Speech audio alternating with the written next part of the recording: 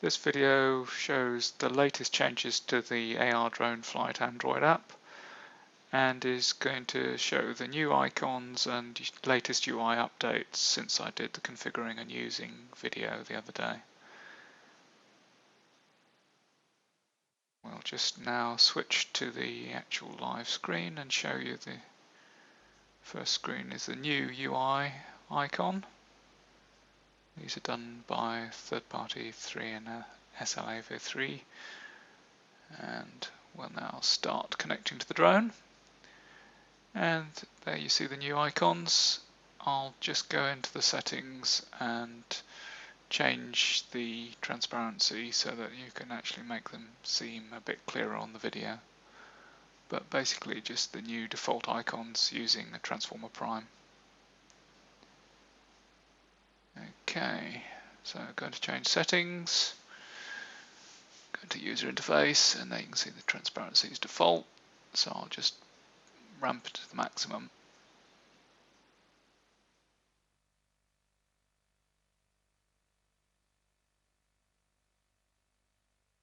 And go back, and there you can see the icons are now a bit clearer.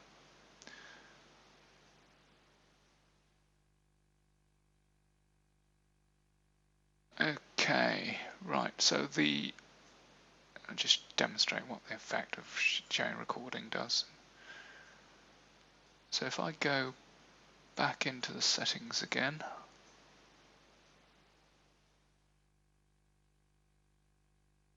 I'll show you some of the other features.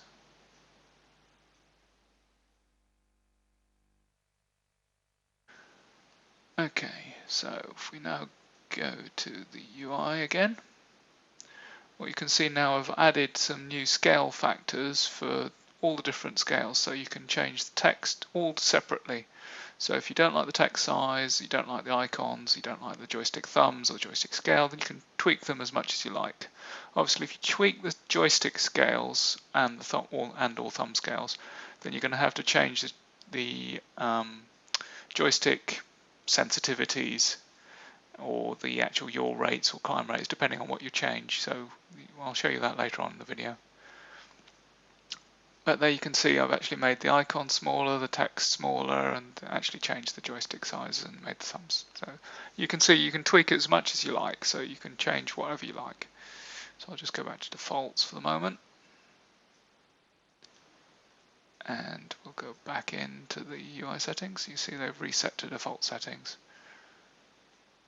Just tweak back transparency so it's clear on the video. And I've also added a joystick color change, so I'll just tweak this slider and basically go back and show you that that's changed the joystick color. There you can see joystick color. Not sure I prefer that color, but anyway, back to defaults.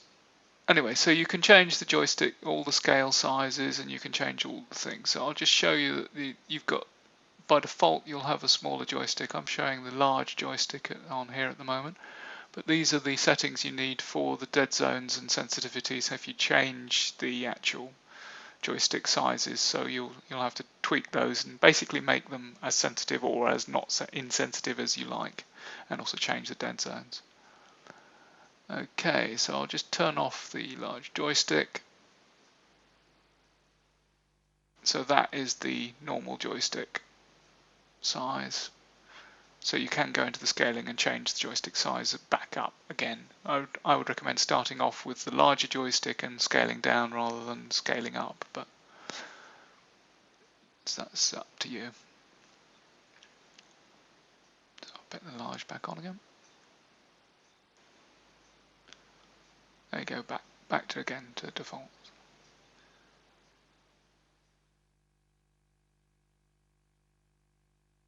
Right, now I'll go in and change some of the other settings to show you some of the other new settings that have been introduced in the latest updates.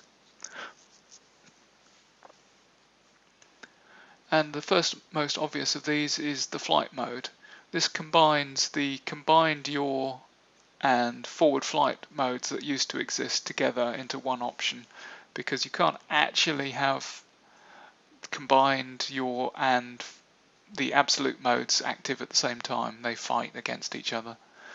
So basically, if you like combined yaw flight, where you basically, as you use your cyclic joystick, it will actually start putting some yaw into your mode. So more like driving a car, maybe.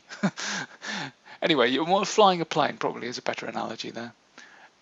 So basically that's where the settings have gone into one new setting.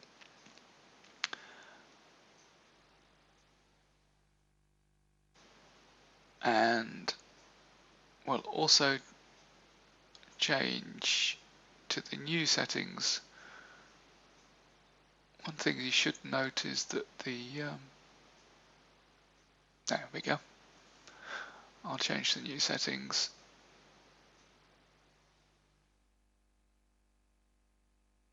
Go into change settings, and basically there's a new option for USB recording. So if we go into the USB there we go. So you can basically say prefer to use USB first, which is the old checkbox, but you can now also choose to do both USB and local recording at the same time, which allows you to do overlay recording of the drone information on the local recording and still have a high-res USB recording, if that's what you prefer, or you can do just local if you don't want to use USB at all. Okay, so one thing you'll notice here is when I just start recording now, you can see a frame rate hit. Well, that's because local recording is active. Obviously, that's doing live recordings, and that's much more CPU intensive. But it will be recording the overlay if you've got that option selected, of course. You can also see here it's showing the flight time. So as usual, go to my website for more information. Thanks for watching.